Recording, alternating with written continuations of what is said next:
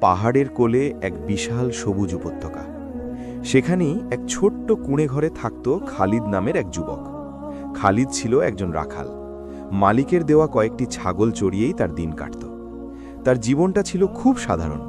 ভোরে ছাগলগুলোকে নিয়ে বেরিয়ে পড়া, দিনভর পাহাড়ের তাজা ঘাস খাওয়ানো, ঝরনার পানি পান করানো আর সন্ধ্যায় নিরাপদে ফিরিয়ে আনা, এটাই ছিল তার রুটিন। তবে এই সাধারণ জীবনের ভেতরেই খালিদের একটা অসাধারণ জগৎ ছিল। যখনই সে একা থাকত, তার মুখে লেগে থাকত আল্লাহর জিকির। সুবহান আল্লাহ, আলহামদুলিল্লাহ, আল্লাহু আকবার। এই শব্দগুলোই ছিল তার একাকিত্বের বন্ধু। প্রকৃতির বিশালতার দিকে তাকিয়ে সে তার সৃষ্টিকর্তার মহিমা অনুভব করত। আসরের সময় হলে কোনো এক পাথরের উপর দাঁড়িয়েই সে নামাজে মগ্ন হতো। তার নামাজে হয়তো দামি জায়নামাজ ছিল না, কিন্তু ছিল বিনয় ও একাগ্রতা। সে মন থেকে বিশ্বাস করত এই পাহাড়, আকাশ, সবুজ চারণভূমি সব কিছুই তার রবের সৃষ্টি এবং তিনি তাকে সব সময় দেখছেন। খালিদের ছাগলের পালে একটি ছাগল ছিল একটু অন্যরকম, ধবধবে সাদা, তুনোর মতো নরম পশম। মায়াবী চোখের কারণে খালিদ তার নাম দিয়েছিল বারাকা, যার অর্থ আশীর্বাদ। বারাকা শুধু একটা পশু ছিল না, সে ছিল খালিদের বন্ধুর মতো। খালিদ যখন ক্লান্ত হয়ে গাছের ছায়ায় বসত, বারাকা তার গা ঘেঁষে বসে থাকত। যখন খালিদ নামাজে দাঁড়াত, সে চুপচাপ আশপাশেই ঘুরত, যেন বন্ধুর আনুগত্যকে সে সম্মান জানাচ্ছে। খালিদ তার সামান্য খাবার থেকেও বারাকাকে ভাগ দিত। তাদের মধ্যে এক নীরব ভালোবাসার সম্পর্ক তৈরি হয়েছিল। অন্য সব দিনের মতোই সেদিনও খালিদ ছাগল নিয়ে বেরিয়েছিল। আকাশটা ছিল মেঘলা। সবুজ ঘাসের খোঁজে সে পাহাড়ের বেশ গভীরে চলে গিয়েছিল। এক টিলার ওপর বসে সে আল্লাহর জিকিরে এতটাই মগ্ন ছিল যে সময়ের খেয়ালই রাখতে পারেনি। হঠাৎ মেঘের গর্জন আর ঝোড়ো বাতাসে তার হুঁশ ফিরল। সে দেখল আকাশ কালো করে বৃষ্টি নামার উপক্রম। সে তাড়াতাড়ি ছাগলগুলোকে একত্র করতে লাগল, কিন্তু গুনতে গিয়ে তার বুকটা ধড়াস করে উঠল। বারাকা কোথায় নেই। সে বারাকা বারাকা বলে চিৎকার করতে শুরু করল, কিন্তু পাহাড়ের প্রতিধ্বনি ছাড়া আর কিছুই তার কানে এলো না। এক মুহূর্তে তার শান্ত পৃথিবীটা ওলটপালট হয়ে গেল। যে ছাগলটি ছিল তার জীবনের আশীর্বাদ, সেটাই আজ হারিয়ে গেছে। সূর্য পশ্চিমে ঢলে পড়েছে। দিনের আলোর সাথে পাল্লা দিয়ে খালিদের বুকের ভেতর ভয় বাড়ছিল। ঝোড়ো বাতাস আর বৃষ্টিতে চারপাশ ঝাপসা। সে পাগলের মতো এক পাহাড় থেকে আরেক পাহাড়ে, এক ঝোপ থেকে আরেক ঝোপে বারাকাকে খুঁজছিল। চিৎকারে তার গলা ভেঙে আসছিল, কিন্তু সে থামেনি। প্রতিটি পাথরের আড়ালে, প্রতিটি গাছের নিচে সে উকি দিয়ে দেখছিল যদি তার প্রিয় সঙ্গীর দেখা মেলে। কিন্তু রাত নেমে এলো। যে উপত্যকা দিনে তার কাছে স্বর্গের মতো লাগত, সেই উপত্যকাই এখন ভয়ঙ্কর লাগছিল। বন্য পশুর ডাক তার ভয়কে আরও বাড়িয়ে দিচ্ছিল। একসময় খালিদের শরীর ক্লান্তিতে ভেঙে পড়ল, পা দুটো আর চলছিল না। শারীরিক কষ্টের চেয়েও তার মানসিক যন্ত্রণা ছিল হাজার গুণ বেশি। তার মনে হচ্ছিল এই বিশাল পৃথিবীতে সে একদম একা। বারাকাকে সে নিজের সন্তানের মতো ভালোবাসত, কিন্তু আজ সে কোথায়? কোনো হিংস্র নেকড়ে কি তাকে আক্রমণ করল, নাকি পথ হারিয়ে কোনো খাদে পড়ে গেল? এই চিন্তাগুলো তার হৃদয়কে ছিন্ন বিচ্ছিন্ন করে দিচ্ছিল। অবশেষে সব আশা ছেড়ে দিয়ে বিধ্বস্ত অবস্থায় খালিদ তার কুঁড়ে ঘরে ফিরে এলো। পাল ফিরে এসেছে, কিন্তু বারাকার শূন্যস্থানটা তার বুকটাকে দুমড়ে মুচড়ে দিচ্ছিল। সে ঘরের এক কোণে বসে পড়ল। কাঁদার শক্তিটুকুও সে যেন হারিয়ে ফেলেছিল। এই চরম অসহায়ত্বের মুহূর্তে তার মনে এক অন্যরকম ভাবনা এলো। সে নিজের জীবনের দিকে ফিরে তাকালো। আমি তো আল্লাহর ইবাদত করি, তার জিকির করি, তবে কেন আমার সাথেই এমন হলো? আমার ইবাদতে কি কোনো ভুল ছিল? তার মনে পড়তে লাগলো নিজের ছোট ছোট ভুলগুলোর কথা। হয়তো কখনো সে মালিকের অগোচরে একটু বেশি বিশ্রাম নিয়েছে, হয়তো ছাগল চড়ানোর সময় অন্যমনস্ক ছিল। তার মনে হলো এই ছোট ছোট পাপগুলোই হয়তো আল্লাহকে অসন্তুষ্ট করেছে। এই উপলব্ধি তার অন্তরে এক গভীর অনুশোচনার জন্ম দিল। সে বুঝতে পারল এই বিপদ হয়তো আল্লাহর পক্ষ থেকে একটি পরীক্ষা। তার ভেতরের আত্মতৃপ্তি চূর্ণ বিচূর্ণ হয়ে গেল। সে অনুভব করল সে কতটা দুর্বল ও আল্লাহর মুখাপেক্ষী। তার হৃদয় ভেঙে যাচ্ছিল, কিন্তু এই ভাঙার হৃদয় নিয়েও সে তার রবের সামনে দাঁড়ানোর শক্তি খুঁজে পেল। সে বুঝতে পারল দুনিয়ার সব কিছু হারিয়ে গেলেও একজন আছেন যিনি কখনো হারান না, যার কাছে ফিরে যাওয়ার দরজা সব সময় খোলা থাকে। গভীর রাত, চারিদিকে নিস্তব্ধতা। খালিদের হৃদয় অনুশোচনার আগুনে পুড়ছিল। সে উঠে ঝর্ণার ঠান্ডা পানি দিয়ে অজু করল। তার প্রতিটি অঙ্গ ধোয়ার সাথে সাথে যেন অন্তরের ময়লাগুলোও পরিষ্কার হয়ে যাচ্ছিল। এরপর সে নামাজের জন্য দাঁড়াল। এটা তার প্রতিদিনের মতো সাধারণ নামাজ ছিল না। আজ তার দাঁড়ানোটা ছিল এক ভগ্ন হৃদয় বান্দার তার মহান প্রভুর সামনে আত্মসমর্পণ। সে যখন আল্লাহু আকবার বলে হাত বাঁধল, তার মনে হলো দুনিয়ার সব কিছু পেছনে চলে গেছে, আর সামনে আছেন কেবলই তিনি, তার রব। সে সূরা ফাতিহা পড়া শুরু করল।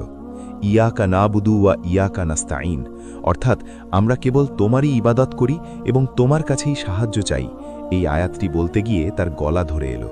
সে বুঝতে পারল এতদিন সে হয়তো শুধু মুখেই এ কথা বলতো, কিন্তু আজ সে অন্তর থেকে অনুভব করছে যে আল্লাহ ছাড়া সাহায্য করার আর কেউ নেই। নামাজ শেষে সে সিজদায় লুটিয়ে পড়ল। সিজদা হলো আল্লাহর সবচেয়ে কাছে যাওয়ার মুহূর্ত। খালিদ তার মাথা মাটিতে রাখল, যা বিনয়ের সর্বোচ্চ প্রকাশ।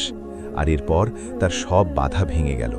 চোখ দিয়ে ঝরঝর করে পানি পড়তে লাগল।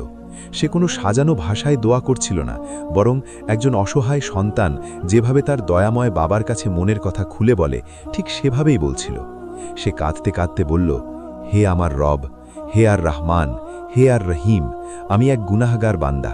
আমি দুর্বল ও অসহায়। আমার ভুলের জন্য আমি অনুতপ্ত। দয়া করে আমাকে ক্ষমা করে দিন হে আল্লাহ। হে আমার মালিক, তুমি তো আল ওয়াদুদ, পরম স্নেহময়। আমি তোমাকে ভালোবাসি।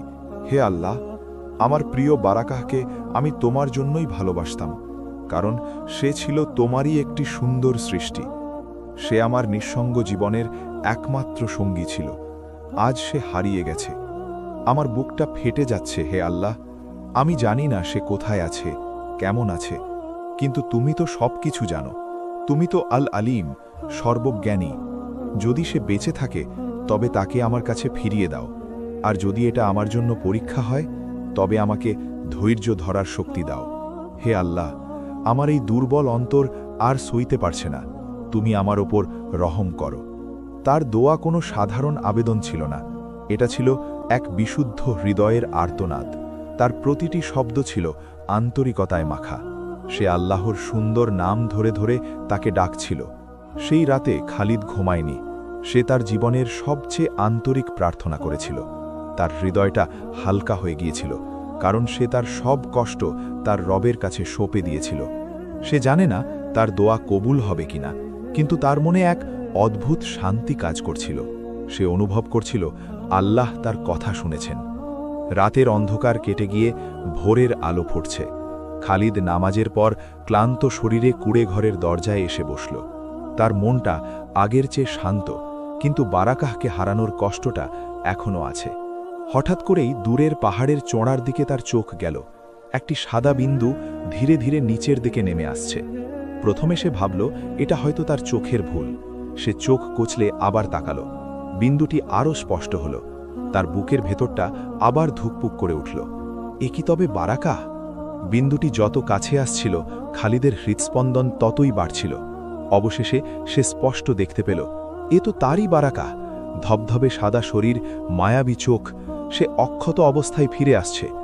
বারাকাহ দৌড়ে এসে খালিদের পায়ের কাছে গা ঘষতে লাগল, যেন সেও তাকে সারা রাত ধরে খুঁজেছে। খালিদ তাকে জড়িয়ে ধরল। তার চোখ দিয়ে আবারও পানি পড়তে লাগল, কিন্তু এবার তা দুঃখের নয়, আনন্দের, সীমাহীন কৃতজ্ঞতার। সে সিজদায় পড়ে গেল। আলহামদুলিল্লাহ, আলহামদুলিল্লাহ। এই শব্দ ছাড়া তার মুখ দিয়ে আর কিছুই বেরোচ্ছিল না। সে বুঝতে পারছিল এটা কোনো সাধারণ ঘটনা নয়, এটা এক অলৌকিক প্রতিদান। এটা তার রবের পক্ষ থেকে তার আন্তরিক দোয়ার সরাসরি উত্তর। আল্লাহ কেবল তার প্রিয় ছাগলটিকেই ফিরিয়ে দেননি, বরং তার চেয়েও বড় কিছু দিয়েছেন। তিনি খালিদের হৃদয়ে তার প্রতি এক অটুট বিশ্বাস ও ভালোবাসা তৈরি করে দিয়েছেন। খালিদ বুঝতে পারল আল্লাহ তার কতটা কাছে। তিনি তার বান্দার ডাক শোনেন, এমনকি সবচেয়ে ক্ষীণ আর্তনাদও তার আরশে পৌঁছে যায়। এই ঘটনার পর খালিদের জীবন পুরোপুরি বদলে গেল। সে আগের মতোই রাখালের কাজ করত, কিন্তু তার অন্তরটা ছিল আল্লাহর প্রেমে পরিপূর্ণ। তার প্রতিটি কাজে থাকত আল্লাহর স্মরণ। সে এখন শুধু নিজের জন্য নয়, সমস্ত সৃষ্টি জগতের জন্য দোয়া করত। সে বুঝতে পারল আল্লাহর ভালোবাসা পাওয়ার অর্থ হল দুনিয়ার সব কিছু পেয়ে যাওয়া, কারণ যার সাথে আল্লাহ থাকেন তার আর কিছুর প্রয়োজন হয় না। প্রিয় ভাই ও বোনেরা, আমাদের প্রত্যেকের জীবনেই খালিদের মতো কঠিন মুহূর্ত আসে, যখন আমরা অসহায় বোধ করি এবং চারদিকে অন্ধকার দেখি। সেই সময়ে হতাশ না হয়ে আমাদের খালিদের মতো আল্লাহর দিকে ফিরতে হবে, বিশ্বাস রাখতে হবে যে তিনিই একমাত্র উদ্ধারকারী। এই গল্প আমাদের শেখায় আন্তরিক দোয়া ও অনুতাপের অশ্রু কখনো বৃথা যায় না। আল্লাহ তার বান্দার প্রতি এতটাই স্নেহশীল যে তিনি একটি আন্তরিক ডাকের জন্য অপেক্ষা করেন। আসুন আমরা এমন এক জীবন গড়ার চেষ্টা করি যেখানে আমাদের সবচেয়ে বড় চাওয়া হবে আল্লাহর ভালোবাসা অর্জন করা, কারণ যে ব্যক্তি আল্লাহর ভালোবাসা পেয়ে যায় সে দুনিয়া ও আখিরাত উভয় জাহানে সফলতা লাভ করে। খালিদের এই শিক্ষণীয় গল্পটি যদি আপনার হৃদয়কে স্পর্শ করে থাকে তাহলে ভিডিওটিতে একটি লাইক দিন, আর এমন ইসলামিক গল্প ও শিক্ষা নিয়মিত পেতে আমাদের চ্যানেলটি সাবস্ক্রাইব করুন। আপনার একটি সাবস্ক্রিপশন আমাদের এমন আরও ভালো কাজ করতে অনুপ্রেরণা যোগাবে। কমেন্ট করে আমাদের জানান এই গল্প থেকে আপনি সবচেয়ে বড় কোন শিক্ষাটি পেলেন। হে আল্লাহ, আমাদেরকে আপনার প্রতি একনিষ্ঠ ভালোবাসা দান করুন এবং এমন সব কাজ করার তৌফিক দিন যা আমাদের আপনার ভালোবাসার যোগ্য করে তুলবে। আমিন।